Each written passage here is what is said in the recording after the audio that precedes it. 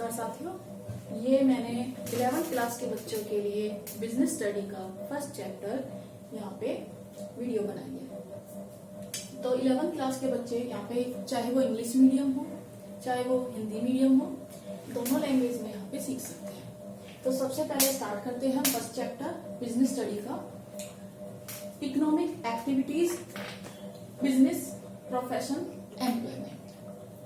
ठीक है बच्चों, तो सबसे पहले आप पूछोगे कि मैं बिजनेस क्या होता है।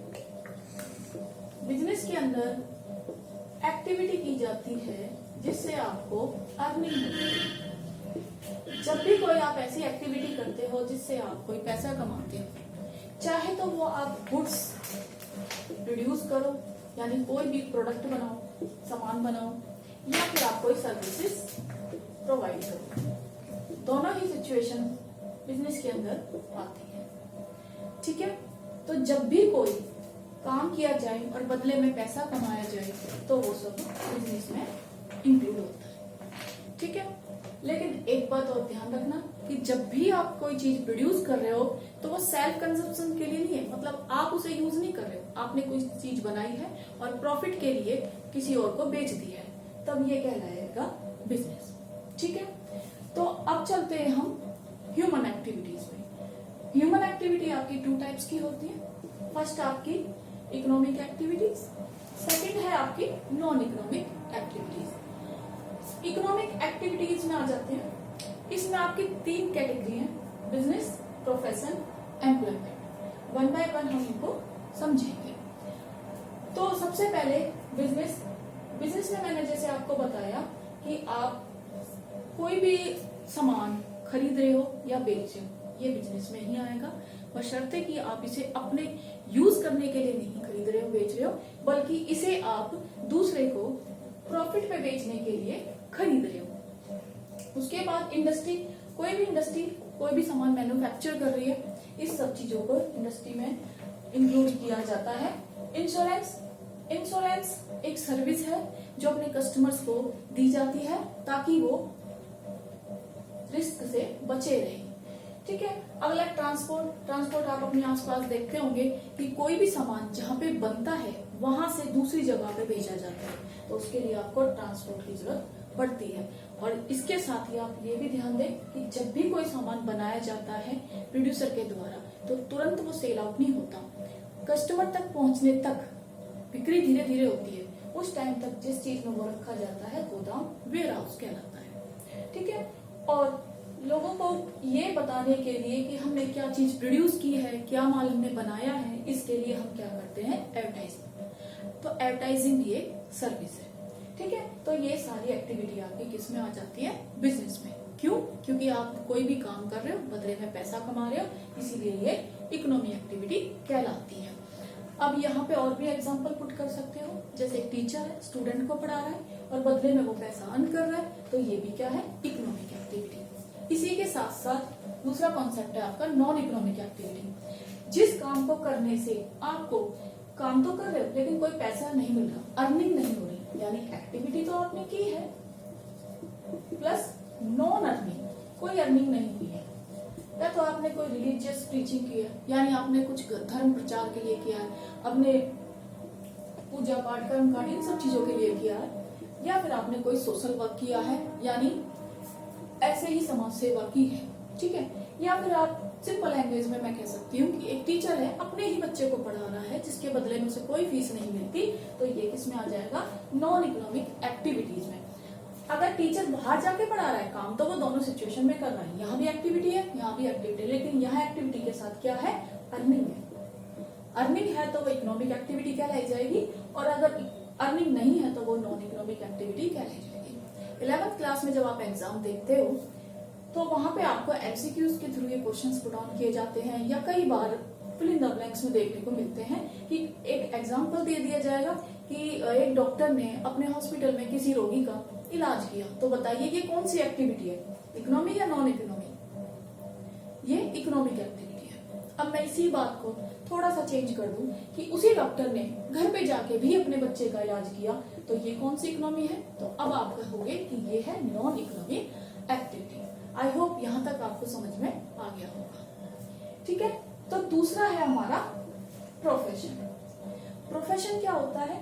प्रोफेशन में जब भी ह्यूमन को कोई स्किल्स अर्न करनी होती है, क्या अर्न करनी पड़ती है? स्किल्स। तो स्किल्स कैसी हो सकती है?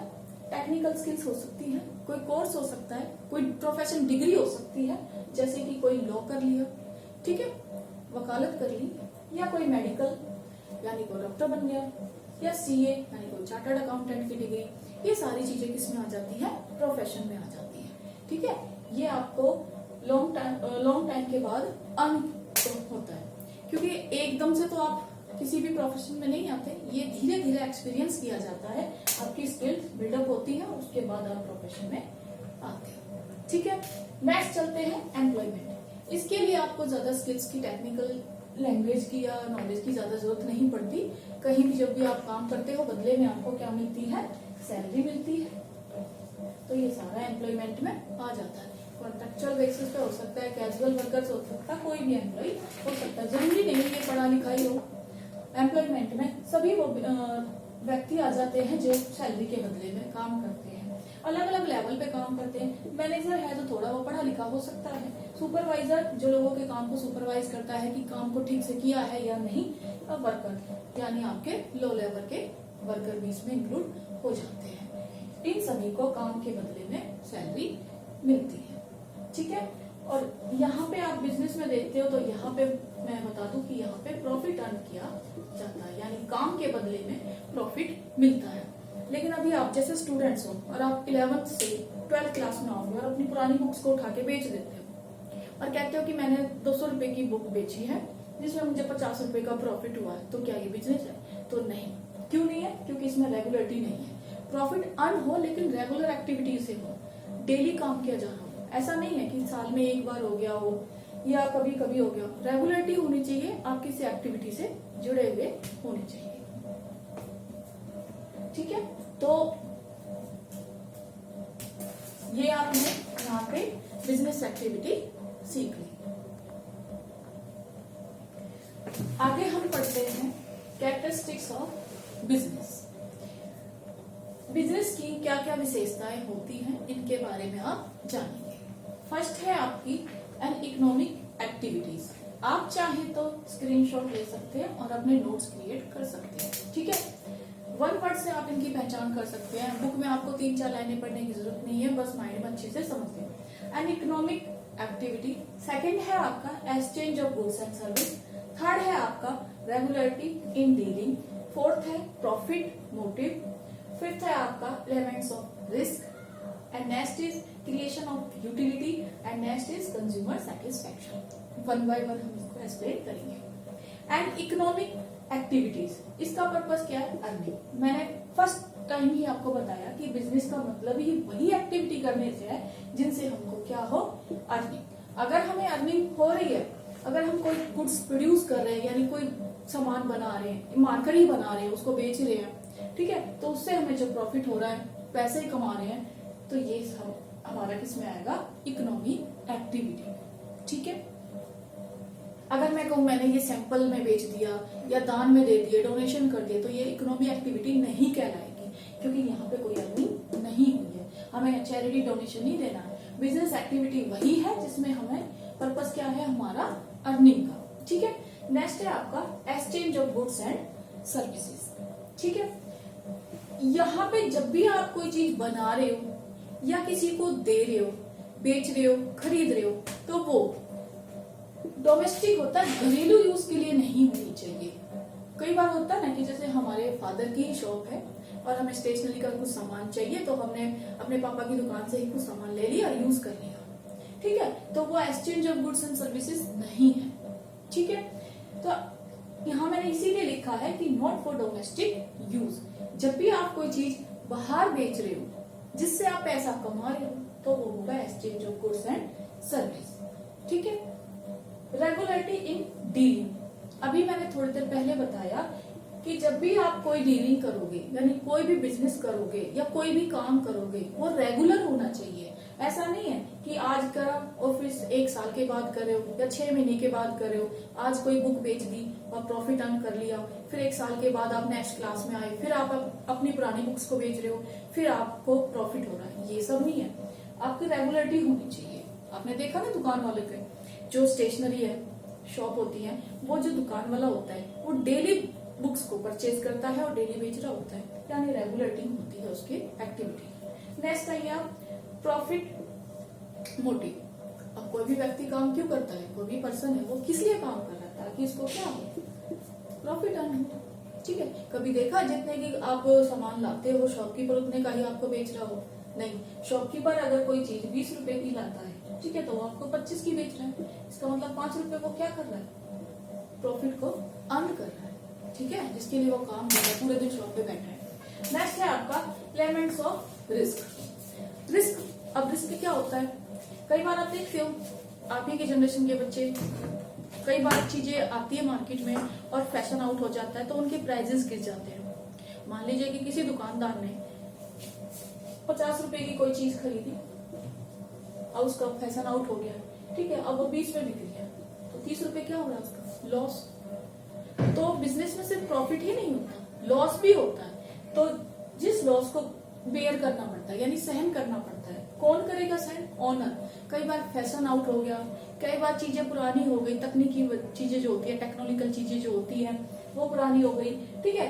तो इस तरह से कई बार चीजें होती है ना, पेरिशेबल गुड्स जो होती है खराब हो जाती है।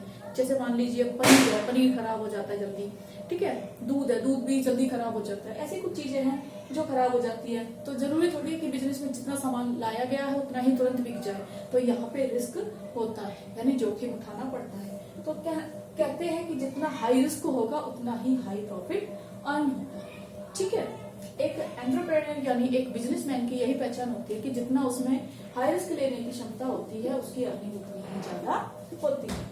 नेक्स्ट आ जाइए creation of utility. Creation of utility क्या है, उपयोगिता। 7th 8th क्लास में भी आपने एक छोटा सा पढ़ा होगा कि कोई भी वस्तु, प्लेस यूटिलिटी, टाइम यूटिलिटी और फॉर्म ऑफ क्रिएशन। जब किसी भी वस्तु को बनाया जाता है यानी एक आकार दिया जाता है, ठीक है, जैसे मिट्टी है, मिट्टी की कोई कीमत नहीं है, ठीक है, लेकिन जहां पे आप घर बना रहे हो या जहाँ पे पौधे लगा रहे हो, नर्सरी है, तब उसे खरीद के ला रहे हो, ठीक है, तो वहां यूटिलिटी है यानी प्लेस, जिस जगह पे उसे पहुंचाया जा रहा है, ठीक है, तो प्लेस यूटिलिटी है। टाइम यूटिलिटी है, टाइम की भी कीमत होती है, ठीक है, तो चीजों को टाइम पे ही तैयार किया जाता है, टाइम पे ही कंज्यूमर को पहुंचाया जाता है।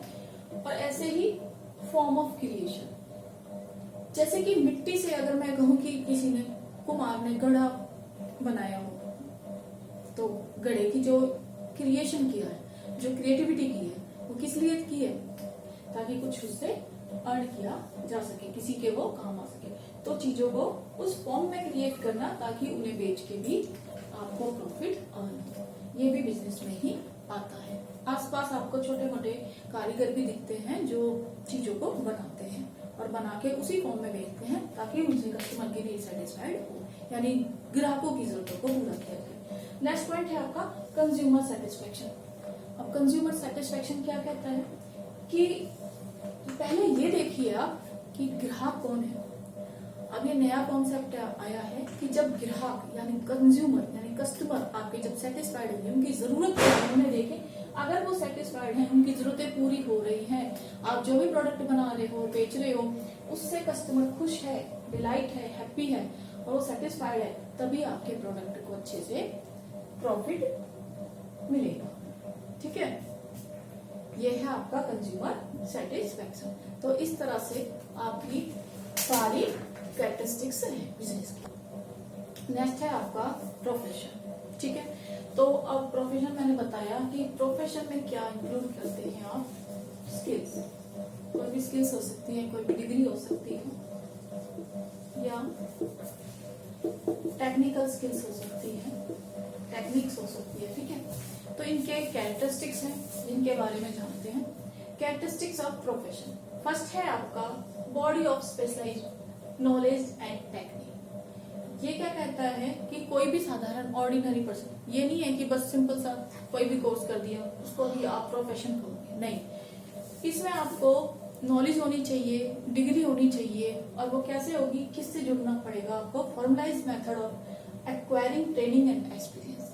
कई साल तक किसी रिकॉग्नाइज इंस्टीट्यूशन से या फिर किसी भी अच्छे मेडिकल कॉलेज हो गया या फिर सीए का हो गया, यानी जैसे कि आईसीएसई, इनसे जुड़ना होता है, जिनमें मेंबरशिप के लिए भी आपको एंट्रेंस टेस्ट देने पड़ते हैं। ठीक है, यहाँ पे आपको कुछ कोड ऑफ कंडक्ट भी समझाए जाते हैं। कोड ऑफ कंडक्ट क्या कहता है कि अगर आप डॉक्टर बन चुके हैं या डॉक्टर बनने जा रहे हैं तो आपको ट्रेनिंग में ही ये समझा दिया जाता है कि मोरालिटी, ऑनेस्टी, ये सब चीजों को आपको ध्यान में रखना है।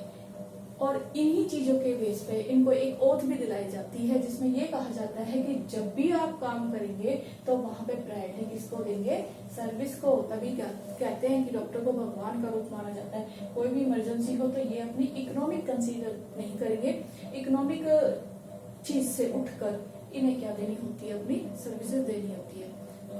देखा होगा आपने कि एक डॉक्टर आधी रात को भी रेडी होता है ताकि वो कंज्यूमर या कस्टमर को हैंडल कर सके या पेशेंट को हैंडल कर सके। ठीक है, तो ये सारे पॉइंट्स हमारे प्रोफेशन में आते हैं। प्रोफेशन में सारे पॉइंट्स आते हैं। ठीक है, प्रोफेशन के बाद मैं आपको समझाऊंगी एम्प्लॉयमेंट। नेक्स्ट है आपका एम्प्लॉयमेंट। एम्प्लॉयमेंट क्या होता है, जब भी कोई व्यक्ति किसी के यहाँ पे कोई जॉब करता है, बदले में उसे सैलरी मिलती है, तो वो एम्प्लॉयमेंट में आता है। ठीक है, जो उसे काम देता है वह एम्प्लॉयर कहलाता है, जिस व्यक्ति को काम पे रखा गया है वह एम्प्लॉय कहलाता है। ठीक है, तो एम्प्लॉयमेंट की कैरेक्टरिस्टिक्स क्या है। फर्स्ट है आपका सर्विस टू अदर्स, यानी जिसको काम पे रखा गया है उसका काम क्या है कि वो अपने जो उसके मालिक है, जिसने उसे काम पे रखा, उसको सर्विसेज देगा। ठीक है, वो दूसरों को सर्विस प्रोवाइड करता है। सेकंड है आपका पर्सनल सर्विस। इसमें क्या होता है कि वो जो सर्विस खुद देता है, अगर किसी दिन बीमार है तो काम नहीं कर सकता, ऐसा नहीं है कि वो अपनी जगह किसी दूसरे को भेज दे, नॉट टू सर्व अनदर। ठीक है, वो किसी दूसरे को नहीं भेज सकता, जिसका काम है वो खुद ही पर्सनली करेगा। थर्ड है आपका एग्रीमेंट। एग्रीमेंट किस किस के बीच में होता है, एक एम्प्लॉयर और एम्प्लॉय के बीच में। ठीक है, इनके बीच में टेम्परेरी भी हो सकता है, कैजुअल, परमानेंट या कॉन्ट्रैक्ट। ठीक है, कॉन्ट्रैक्ट बेस पे भी ये चीजें हो सकती है। नेक्स्ट है आपका सर्वेंट। सर्वेंट क्या करता है, यानी जब भी आप कोई एम्प्लॉयमेंट है, यानी जब भी आप कोई काम कर रहे हो तो वो सारा काम कौन सा किया जाएगा, सिर्फ ऑर्डर को फॉलो किया जाएगा। आपको कुछ भी अपनी तरफ से नहीं करना होता, जैसा बोला जाता है वैसा ही किया जाता है, क्योंकि आपको हर काम के पैसे दिए जा रहे हैं, तो आपका फर्ज बनता है कि आप सिर्फ ऑर्डर्स को ही फॉलो करोगे, यानी आप क्या करोगे, फॉलो द ऑर्डर्स। नेक्स्ट है आपका नो नीड ऑफ कैपिटल। जैसे मैंने आपको बताया कि बिजनेस में आपको कैपिटल भी लगानी पड़ती है, रिस्क उठाना पड़ता है और बदले में आपको प्रॉफिट मिलता है, लेकिन यहाँ एम्प्लॉयमेंट में ऐसा नहीं होता। आपको एम्प्लॉयमेंट में आने के लिए कोई भी कैपिटल की जरूरत नहीं पड़ती।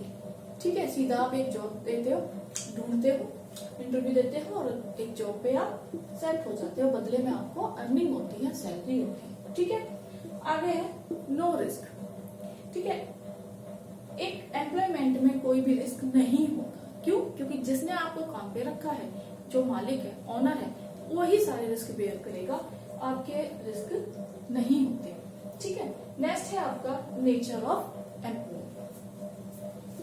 कौन कौन से एम्प्लॉय हो सकते हैं, गवर्नमेंट हो सकते हैं, प्राइवेट हो सकते हैं। ठीक है, और जब जिसको रखा जाता है वो क्या कहलाता है, एम्प्लॉय। तो आप कहते हैं ना कि आप गवर्नमेंट एम्प्लॉय हो या प्राइवेट एम्प्लॉय हो, तो ये सब आपका इसमें शामिल होता है।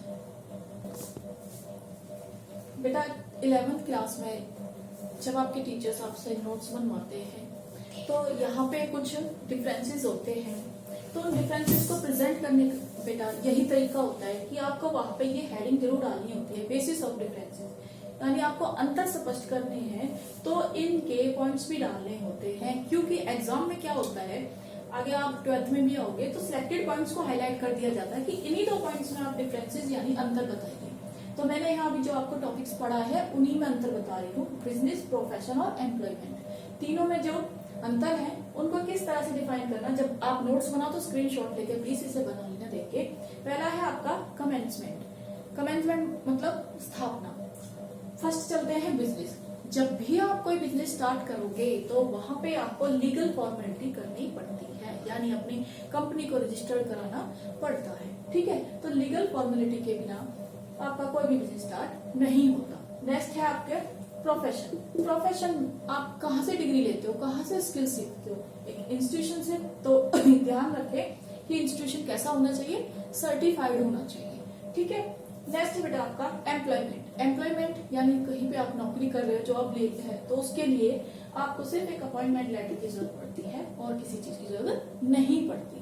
जैसे ही अपॉइंटमेंट लेटर आपके हाथ में आ जाता है आपको जॉब मिल जाती है, आप उसे ज्वाइन कर लेते हो। नेक्स्ट है बेटा नेचर ऑफ वर्क। ठीक है, बिजनेस का नेचर क्या है, क्या करते हो आप बिजनेस में? मैंने बताया ना कि प्रोड्यूस करते हो। क्या प्रोडक्शन करते हो? गुड्स। या तो आप चीजें बना के बेच रहे हो या फिर आप सर्विसेज प्रोवाइड कर रहे हो। सर्विसेज में मैंने आपको बताया जैसे बैंकिंग, इंश्योरेंस, ठीक है, ट्रांसपोर्ट, गोडाउन, एडवर्टाइजिंग, ये सारी आपकी सर्विसेज में इंक्लूड होती है। नेक्स्ट आ जाइए आप प्रोफेशन। प्रोफेशन में क्या है? प्रोफेशन में आपको स्पेशलिस्ट होना चाहिए, यानी जो आपने स्किल्स अर्न की है उनमें आपको एक एक्सपर्ट बन के काम करना है। ठीक है, और यहाँ पे जब आप एम्प्लॉयमेंट में आ जाते हो, एक एम्प्लॉय क्या करता है, अकॉर्डिंग टू कॉन्ट्रैक्ट, जो कॉन्ट्रैक्ट में लिखा होता है कि आपको 2 साल के लिए रखा जा रहा है या 1 साल के लिए रखा जा रहा है, इस तरह से आपको काम करना है, परमानेंट रखा जा रहा है, तो जो कॉन्ट्रैक्ट है जिसके जरिए आपको जॉब मिली है उन्हीं बातों को ध्यान में रखना होता है। नेक्स्ट आ जाइए इन्वेस्टमेंट्स। इन्वेस्टमेंट्स का मतलब होता है पैसे लगाना। बिजनेस में ऑफ कोर्स कैपिटल लगेगी, कैपिटल यहाँ पे पैसे को ही बोला जाता है। बिजनेस में पैसे लगाने की जरूरत होती है। ठीक है, बिना पैसे लगाए कोई भी बिजनेस स्टार्ट नहीं होता। आगे प्रोफेशन। प्रोफेशन में भी आपको थोड़ा बहुत पैसा तो लगाना पड़ता ही है, मैंने लिखा है लिटिल कैपिटल। ठीक है, आगे एम्प्लॉयमेंट में जब आप कहीं पे जॉब ढूंढने जा रहे हो तो पैसे लगाने की जरूरत नहीं पड़ती, यानी नो नहीं। ठीक है, आप अगर अपने एग्जाम में इस तरह से भी लिखा होगे ना तो वहां भी आपको अच्छे मार्क्स मिल जाएंगे। ठीक है, पॉइंट टू पॉइंट आपको लिखना होता है, यहाँ रट्टे नहीं मारना, बस समझ के आपको यहाँ पे प्रेजेंट करना होता है। लेकिन ध्यान रखना प्रेजेंटेशन इस तरह से हो ताकि मार्क्स ज्यादा मिले। नेक्स्ट है बेटा आपका रिस्क। जो भी कोई बिजनेस करता है उसमें हाई रिस्क होता है। बिजनेस चले ना चले, प्रॉफिट ही नहीं होता, उसमें लॉस भी हो जाता है। ठीक है, तो ये सारा रिस्क इसमें बेयर करना पड़ता है, सहन करना पड़ता है। किसको? ऑनर को, मालिक को, जो बिजनेस को चला रहा है। ठीक है, प्रोफेशन में भी आपका रिस्क होता है लेकिन कम होता है। ठीक है, लेकिन एम्प्लॉयमेंट में आपका कोई भी रिस्क नहीं होता, आपको सिर्फ अपनी नौकरी से मतलब आपको अपना काम करना है, उसमें नहीं है। ठीक है, क्वालिफिकेशन। नेक्स्ट है आपका क्वालिफिकेशन। जब आप कोई बिजनेसमैन बनते हो तो आपने देखा होगा, स्टोरी सुनी होगी, आप यूट्यूब पे भी सुनते रहते हो कि किसी अनपढ़ आदमी ने करोड़ों की फैक्ट्री खड़ी कर दी, तो वहां पे कोई फॉर्मल